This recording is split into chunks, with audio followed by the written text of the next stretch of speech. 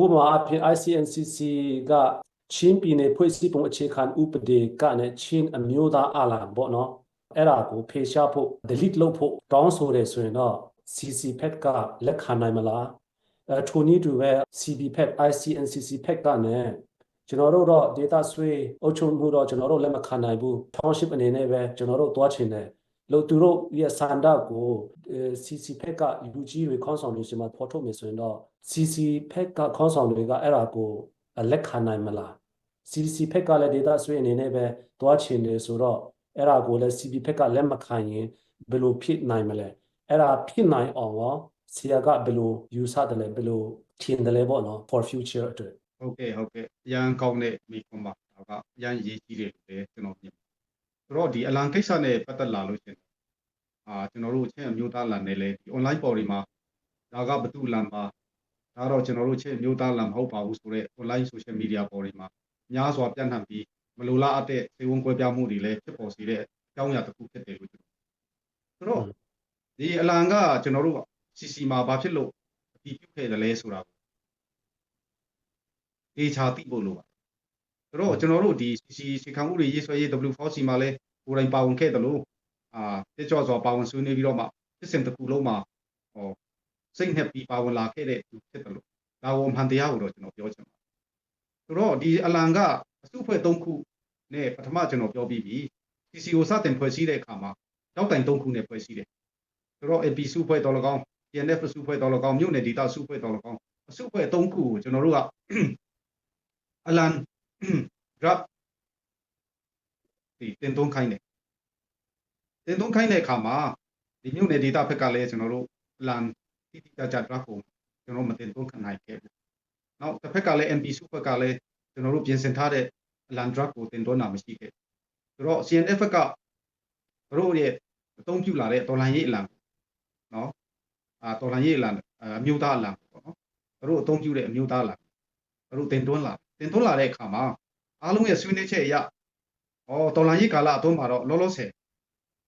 permanent constitution တော်လကောင်းtransitional constitution တော်လကောင်းကျွန်တော်တို့မရေးဆွဲမီကာလမှာတော့တော်လှန်ရေးကာလမှာတော့ဒီအလံကိုကျွန်တော်တို့အသုံးပြုကြတာအဆင်ပြေပါတယ်ကျွန်တော်တို့2023ချင်းပြည်ချင်းလင်းဖွဲ့စည်းပုံအခြေခံဥပဒေမှာလည်းပဲရေးသားဖော်ပြထားပါတယ်နော်တော်လှန်ရေးကာလတွင်ချင်းပြည်ချင်းအလံကိုအောက်ပါလံကိုအသုံးပြုတည်ဆိုပြီးမှကျွန်တော်တို့တိတိကျကျတော်လှန်ရေးကာလဟုတ်တယ်တော်လှန်ရေးကာလအဖြစ်နဲ့ပဲကျွန်တော်တို့ကအတည်ပြုထားခဲ့ကြတာဖြစ်တယ်ဆိုတာအပြီးပြောချင်ပါတယ်ဒါကြောင့်ဒီအလံကိစ္စတွေကတကယ်လို့ကျွန်တော်တို့ပုံမှန်103ပေါ့နော်ပုံမှန်103မှာကျွန်တော်တို့တိကျပေါ်ပြထားတယ်တော်လှန်ရေးကာလအတွင်းချင်းပြည်ချင်းလင်းအလံဒီအောက်ပေါ်ပြပါအတိုင်းဖြစ်ရှေ့မှာရေးထားတဲ့တော်လှန်ရေးကာလအတွင်းဆိုတာကိုဘယ်သူမှမဖတ်ဘူးဒီကျွန်တော်တို့ရဲ့ Challenge Constitution ကိုလည်းကျန်တဲ့သူတွေကလည်းဖတ်ပါ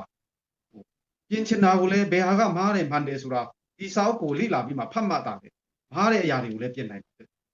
မဖတ်ဖဲနဲ့ online ပေါ်မှာကျွန်တော်တို့က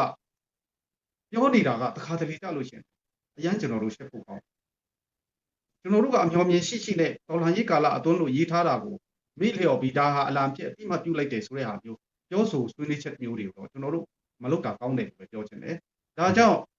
တော်လှန်ရေးကာလအတွင်းလို့ရေးထားတာဖြစ်တဲ့အတွက်နောက်ထပ်ကျွန်တော်တို့လာမယ့် constitution မှာချင်းတစ်မျိုးသားလုံးသဘောတူညီနိုင်တဲ့ကိစ္စရပ်မျိုးဆိုဒီဟာကိုသဘောတူတယ်ဆိုလဲဒါကိုဆက်အသုံးပြုမှာပေါ့ဟုတ်တယ်သဘောမတူဘူးဆိုရင်ထပ်ပြီးတော့မှကျွန်တော်တို့ဆွေးနွေးရမှာပေါ့ကျွန်တော်လက်ထဲမှာပဲရှိတယ်ကျွန်တော်ချင်းလူမျိုးချင်းအမျိုးသားတွေရဲ့လက်ထဲမှာရှိတဲ့ကိစ္စရပ်ဟာအရာကိုမှကျွန်တော်တို့သဘောထားကွဲပြားစရာဖြစ်နေကျွန်တော်မလုပ်သင့်ဘူးကျွန်တော်တို့ကိုယ်တိုင်အားလုံးတိုင်ပင်ညှိနှိုင်းပြီးတော့မှဘယ်ဟာကတင့်တော်တယ်ဘယ်ဟာကမတင့်တော်ဘူးဘယ်ဟာတော့ဖြစ်တင်တယ်ဘယ်ဟာမဖြစ်တင်ဘူးဆိုတာတော့ကျွန်တော်တို့ရဲ့ဆုံးဖြတ်ခွင့်ကျွန်တော်တို့ချင်းလူမျိုးတွေရဲ့စိတ်ကူးပုံဖော်မှုပါပဲရှိပါတယ်လို့အပြီးပြောချင်တယ်ဒါကပထမအချက်ပေါ့ဒုတိယအချက်အနေနဲ့ပြောချင်တာကတော့ဒီမြို့နယ်ဒေသတွေရဲ့ကွဲပြားမှုနော်လက်ရှိဒေါ်လာကြီးကာလပေးထားချက်ကကျွန်တော်ချင်းပြည်မှာသူ့ဖွဲ့မှုတစ်ခုအောက်မှာကျွန်တော်တို့ဒေါ်လာခဲ့ကြတာမဟုတ်ဘူးတက်ကောင်တောင်ကျောလိုက်ဒေါ်လာကောင်းလူမျိုးတွေရှိကိုအခြေခံပြီးမှဒေါ်လာကောင်းရရလက်နဲ့မိမိနယ်မြေမိမိဒေသအုပ်ချုပ်ရေးမိမိဒေသကာကွယ်ရေးကိုလှုပ်ဆောင်နေကြတာလေးနဲ့ရှိလာပြီဒီအခြေခံအကြောင်းတရားကိုကျွန်တော်တို့မေ့ပြောက်လို့မရတော့အရင်က stick ဆိုတဲ့ chain stick ဆိုတဲ့အောက်မှာ9မြို့နယ်ရှိခဲ့တယ်ကျွန်တော်ကိုယ်တိုင်လဲICNCC မှာရှိခဲ့စဉ်က9မြို့နယ်ကိုအခြေခံမှသာလဲအဆင်ပြေမယ်ဆိုတဲ့အတွေးခေါ်မျိုးတွေကျွန်တော်ရှိခဲ့ပါသို့ပါတော့လည်းပဲအခုပေးထားချက်ကိုကမြို့နယ်ဒေသနဲ့လက်နက်ကင်ဖွဲ့စည်းတွေအုပ်ချုပ်ရေးတွေသူ့ဒေသန္တရအုပ်ချုပ်ရေးသူ့အစုနဲ့သူလက်နက်တာရှိလာတဲ့သူတွေကိုကျွန်တော်တို့ကဖြစ်စည်းပါဖြစ်သိမ့်လိုက်ပါလို့ပြောဖို့ဟာကျွန်တော်တို့ချင်းယေရှုစီးမှုမှာအတိတ်ပဲရှိပါမလားဆိုတာအရင်ကျွန်တော်မေးခွန်းမေးချင်လက်ရှိတရားပေါ်မှာအခြေခံတဲ့တွေးခေါ်မှုဖောက်ထွက်မှုမျိုးကိုကျွန်တော်တို့မဖောက်ထွက်ဘူးဆိုရင်ကျွန်တော်တို့ချင်းမျိုးသားစုစည်းညီညွတ်ရေးနဲ့ချင်းမျိုးသားတည်ဆောက်ရေးချင်းပြည်တည်ဆောက်ရေးမှာကျွန်တော်တို့တကယ်တမ်းကောအောင်မြင်မှုရှိနိုင်ပါမြေပြင်ရှိတရားလေးနှစ်တာဖြတ်တန်းလာတဲ့ကျွန်တော်တို့ဒေတာတွေရဲ့အခြေအနေဒေသန္တရအုပ်ချုပ်ရေးအဖွဲ့တွေရဲ့အခြေအနေကိုလက်လျူရှုပြီးကျွန်တော်တို့ဟာဒီလိုပဲလက်ခံထားပါတယ်ဆိုတော့ဒီမြို့နယ်ဒေတာတွေရဲ့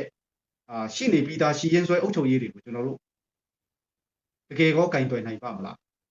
ဒီဟာဒီပေါ်မှာအခြေခံပြီးကျွန်တော်စဉ်းစားသင့်တယ်လို့ကျွန်တော်ဆိုတော့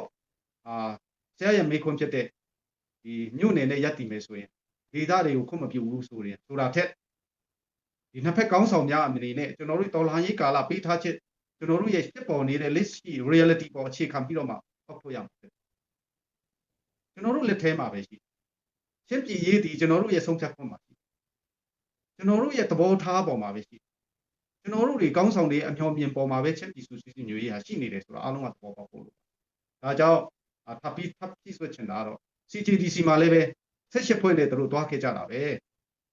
9ဖွဲ့နဲ့ CJDC မှာသွားခဲ့တယ်ဆိုတော့တစ်မျိုးပေါ့ ICNCC ပေါ်ပေါက်ပြီးဒီ CJDC ပေါ်ပေါက်တယ် CJDC ကလက်နက်ကင်စုဖွဲ့အနေနဲ့ဒီ CJDC ကိစ္စရပ်တည်ဆိုရင်လဲကျွန်တော်ကိုယ်တိုင်ပါဝင်ပတ်သက်ခဲ့ဘူးတယ်နော်ဒါတွေပြောပြမယ်ဆိုတော့အရှိကြီးပဲနော်ဒါကြောင့်ဒီ CJDC ပေါ်ပေါက်လာခြင်းရဲ့ကနဦးမှာလည်းပဲဒီအနောက်ပိုင်းတိုင်းစစ်ဌာနချုပ်ပြည်ညောင်ရေးကော်မတီ NUG ရဲ့လက်အောက်ကနေ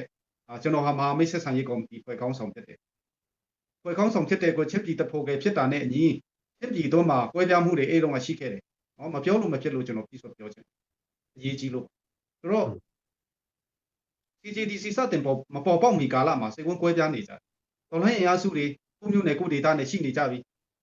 နော်စုဖွဲ့မှုကောင်းမွန်တဲ့အန်ဂရုတစ်ခုအာမီတစ်ခုအောက်မှာတွားနိုင်ဖို့ကိုတို့စဉ်းစားကိုစုဖွဲ့နဲ့ကို MOD ကိုချိတ်ဆက်ဖို့လုပ်လာတယ်တို့ MOD ကိုချိတ်ဆက်ဖို့လုပ်လာတဲ့အခါမှာ MOD ကဒါလိုချိတ်ဆက်လို့တော့မရဘူး ERO နဲ့တစုတစည်းတဲ့ joint committee တရားတော်ဖွဲ့စည်းပေးပါဖြစ်မယ်ဆိုပြီးကျွန်တော်မဟာမိတ်ဆက်ဆံရေးဖွဲ့ကောင်းဆောင်ဖြစ်တဲ့ကျွန်တော်ကိုအကြောင်းကြားလာတဲ့အခါမှာ2021ဇူလိုင်လဩဂုတ်လဒီနှစ်လလုံးမှာကျွန်တော်တို့တွေ့ဆုံဆွေးနွေးမှုတွေလုပ်တဲ့အခါမှာ MOD အနေနဲ့အဲ့ဒီတုန်းကကျွန်တော်တို့ကွဲပြားမှုတွေရှိတယ်ချင်းရွေးကောက်ခံလွှတ်တော်ကိုယ်စားလှယ်များဟာနော် CTF တွေကို PDF အဖြစ်နဲ့ MOD လက်အောက်မှာတွန်းပို့စူးစမ်းနေတယ်ဆိုတော့သတင်းမှားတွေလည်းအဲ့ဒီတုန်းက2021နေဦးပိုင်းမှာဆရာတို့သတိထားမိကြပါလေအဲ့လိုဖြစ်ပေါ်လာတဲ့ကာလမှာ CTF ကို CTF ဖြစ်တဲ့တိမှပြုပေးပါတိုက်ပွဲတွေလည်းဆင်နွှဲခဲ့ပြီးပြီတော်လှန်ရေးကိုလည်းဒီ CTF ဖြစ်တဲ့တာဝန်ယူခဲ့ပြီးပြီ MOD အနေနဲ့လည်းထောက်ပံ့မှုတွေပေးပါဆိုပြီးMOD အစည်းအဝေးမှာကျွန်တော်ကိုယ်တိုင်တင်ပြတယ်ဒီမှာပဲ MOD ဒီကာကွယ်ရေးဝန်ကြီးဌာနဘက်ကရတယ် local defense force တွေအနေနဲ့ကျွန်တော်တို့အတိမပြုတယ်တာရင်တပ်ဖွဲ့တွေကိုတော့ကောင်းမွန်စွာစုစည်းပါဒါစနစ်တကျစုစည်းပြီးတော့မှကောင်းမွန်တဲ့JC ပေါ့ joint defense committee တခုတော့ကောင်းမွန်စွာဖွဲ့စည်းပေးဖို့တို့တောင်းဆိုလာတဲ့အခါ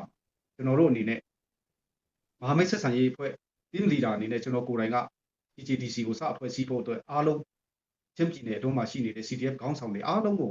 အစည်းအဝေး3ချိန်4ချိန်ခေါ်ပြီးတော့မှဒီ CNF နဲ့ပူးပေါင်းဆောင်ရွက်ခိုင်းတဲ့အခါမှာ CJDC ပေါ်ပေါက်လာခြင်းဖြစ်တယ်လို့ထပ်ပြောချင်တယ်ဒီအမှန်တရားတွေကိုလက်ဖြူရှုပြီးကျွန်တော်သွားလို့မရဘူးဆိုတော့ CJDC မှာလည်းကျွန်တော်တို့လိုလားတာကဘာဖြစ်လို့ CJDC ကိုဖွဲ့စည်းတာလဲတို့ကောင်းမွန်တဲ့စုစည်းမှုတည်ရေးစုစည်းမှုကိုလိုချင်တယ်ကောင်းမွန်တော့ COC ကောင်းတစ်ခုအောက်မှာကောင်းမွန်တဲ့တော်လှန်ရေးအင်အားစုခိုင်မာတဲ့တော်လှန်ရေးအင်အားစုပူးပေါင်းဆောင်ရွက်မှုအားကောင်းတဲ့တော်လှန်ရေးအင်အားစုတရားအဖြစ်ပေါ်ဆောင်ခြင်းလို့ကျွန်တော်တို့CJDC ကိုဖွဲ့စည်းခဲ့သို့ပါတော့လည်းပဲ CJDC မှာကျွန်တော်တို့ထင်တလောက်ကျွန်တော်တို့ရည်မှန်းတလောက်အောင်မြင်မှုတွေမရရှိခဲ့တာလေဆရာတို့အားလုံးအသိဖြစ်တယ်နော်ဒီမှာပဲစိတ်ဝင်ကွဲပြားမှုတွေများစွာဖြစ်ပေါ်ခဲ့တာကျွန်တော်တို့တော့သိခဲ့အဲ့ဒီမှာလည်းပဲ CJDC မှာကျွန်တော်တို့ဒီ MP စုဖွဲ့အနေနဲ့ပထမတော့9ယောက်တမျိုးနဲ့တယောက်စီနဲ့ CJDC မှာတွားပြီးပူးပေါင်းဖို့ကျွန်တော်တို့စူးစမ်းခဲ့ကြ သို့ပါတော့လည်းပဲစစ်ရေးနဲ့နိုင်ငံရေးဟာရောထွေးတာမကောင်းဘူးစစ်ရေးကိုတီးခြားသူတို့လှုပ်ဆောင်နိုင်ကြပါစေတို့နိုင်ငံရေးခန့်ကဏ္ဍဖြစ်တဲ့ ICNCC မှာပဲကောင်းမွန်တဲ့ဘုံဝါဒတွေနဲ့ပြည်ပြည်အုပ်ချုပ်ရေးဖော်ဆောင်နိုင်ဖို့ကျွန်တော်တို့စူးစမ်းမယ်ဆိုပြီးကျွန်တော်တို့ MP များဟာ CJDC မှာတွားပြီးမပါတော့မပါတဲ့အခါကာလမှာဒီ CJDC တို့မှာစိတ်ဝင်ကွဲပြားမှုတွေဟာဒီနေ့ CC ICNCC CB ကွဲပြားမှုရဲ့အခြေခံစိတ်ဝင်ကွဲပြားမှုတစ်ခုဖြစ်တယ်လို့လည်းကျွန်တော်ပြောချင်တာပြီးတော့မှအချုပ်ပြောရလို့ရှိရင်အခုဆရာမေးတဲ့မေခွန်းရဲ့ဒီမြို့နယ်ဒေသတွေကွဲပြားတယ်ဆိုတာက CJDC မှာကလေးက18ဖွဲ့အနေနဲ့သူတို့ဒီကိုယ်တိုင်အတိမတ်ပြုခဲ့ကြပြီးသားဖြစ်တဲ့အတွက်မြို့နယ်ကိုမြို့နယ်နဲ့အခြေခံပြီးသွားမယ်ဆိုတဲ့မျိုးထက်လက်ရှိညီပြင်မှာအရှိတရားဒေသန္တရအုပ်ချုပ်ရေးပေါ်ဆောင်နိုင်တဲ့ဖွဲ့စည်းတွေကိုအခြေခံပြီးစုစုစည်းစည်းညီညွတ်နဲ့ကျွန်တော်တို့တွားဖို့လိုအပ်လိမ့်မယ်လို့တော့ကျွန်တော်ပြောချင်ပါတယ်ကျေးဇူးတင်ပါတယ်ဟုတ်ကဲ့ဆရာဒါဆိုတော့နောက်ဆုံးမှာပြောတဲ့ point လေးကိုကျွန်တော်ယူချင်တယ်ကျွန်တော်တို့အခုနှစ်ဖက်အဖွဲ့အစည်းကပေါင်းစည်းချင်တယ်ဒါနဲ့ဆရာအနေနဲ့မေးချင်တာဆရာအနေနဲ့ပဲဖြစ်ဖြစ်အခု CCC အနေနဲ့local မှာလည်း CDF အများကြီးပဲရှိတယ်ဆိုတော့သူတို့ကလည်းဘယ်လိုချင်မလဲပေါ့နော်ထပ်ပြီးတော့မေးချင်တာကဒါဆိုရင်တော့ ICNCC ဖက်ကနဲ့သူတို့ township မြို့နယ်အုပ်ချုပ်ရေး system ကိုသူတို့ဖက်ကနဲ့အဲ့ဒီ system ကိုမပြောင်းချင်ဘူးဆိုရင် CC ဖက်ကနဲ့ရောနှစ်ဖက်ပေါင်းစည်းဖို့အတွက်လက်လျှော့ပြီးတော့ဆရာအနေနဲ့လက်ခံနိုင်မလားပြီးတော့ local CDF အနေနဲ့ရော CC အနေနဲ့ရောသူအဲ့ဒီအခြေအနေရောက်လာတယ်ဆိုရင်တော့လက်ခံနိုင်မလားဆိုတာထပ်ပြီးတော့မေးချင်တယ်ဟုတ်ကဲ့ဒါကတော့ကျွန်တော်တို့ဒီစပွဲဝိုင်းပေါ်မှာအဖြေရှာမှာဖြစ်ပါတယ်ကျွန်တော်သဘောဆန္ဒတစ်ခုနဲ့ဒီမိခွန်းကဖြေရှားလို့မရဘူးအဓိကတော့ကျွန်တော်တို့ချင်းလူမျိုးတွေဘလောက်အထိအရှိတရားပေါ်မှာအခြေခံတယ်လဲဆိုတဲ့ပုံမှာချင်းလူမျိုးတွေဘလောက်အထိစုစည်းညီညွတ်ဖို့ဆန္ဒရှိတယ်ကျွန်တော်ချင်းတမျိုးသားလုံးစုစည်းညီညွတ်မှုဘလောက်အထိအရေးကြီးတယ်ဆိုတဲ့အခြေခံချင်းကမှုဘလောက်ရှိလဲနောက် reality ပေါ်မှာလက်ခံနိုင်တဲ့ကျွန်တော်တို့စဉ်းစားတွေးခွင့်မှုဘလောက်ရှိလဲဆိုတဲ့ပုံမှာဒီပါလိမ့်ဒီအဖြေကတော့စပွဲဝိုင်းပေါ်မှာပဲကျွန်တော်တို့အပြည့်အကျအဖြေရှာပြီးဆွေးနွေးရဖို့ဖြစ်တယ်အဓိကကတော့ကျွန်တော်တို့ချင်းကောင်းဆောင်တွေဒီတန္တရမှာတော့လကောင်းချင်းပြည်ချင်းလင်းအစစ်မှာတော့လကောင်းဥဆောင်နေတဲ့ပုံကိုယ်တွေရဲ့အနှောအမြင်နော်ပေါ်မှာမူတည်ပြီးတော့မှဖြေတစ်ခုတော့ထွက်ပါလိမ့်မယ်ဟုတ်ကဲ့ကျေးဇူးပါ